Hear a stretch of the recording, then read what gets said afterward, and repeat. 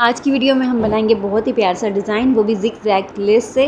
और ये लेस जो है ना हमें समझ नहीं आती हम कहाँ यूज़ करें और कैसे यूज़ करें। तो चलिए स्टार्ट करते हैं। ये ड्रेस है 1.5 साल की बच्ची का, और इस पर हम पहले हाथ से ना फूल की डिज़ाइनिंग कर लेंगे कि हमने किस तरह से यहाँ पर जिग जैग लेस लगानी है। तो हमने एक फूल बना लिया है। एक फूल हम बनाएंगे यहाँ पर बॉटम वाली साइड पर और एक बनाएंगे ऊपर कंधे वाली साइड पर। नीचे हमने बड़ा फूल बनाया है और दरमियान में देखिए हमने 2 सलाइयाँ लगा ली हैं जो आम निलकी का धागा होता है ना उससे। अगर आप चाहें तो यहाँ भी जिग जैग लेस लगा के पूरा फूल रेडी कर सकते हैं। इसके जो बाजू हैं उस पर भी हमने ये जिग जैग लेस लगाई है।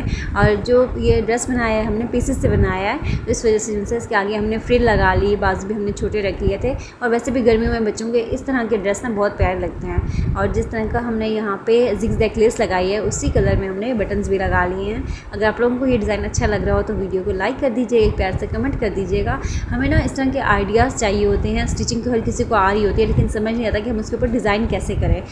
तो मिलते हैं नेक्स्ट वीडियो में। अल्लाह हाफिज़।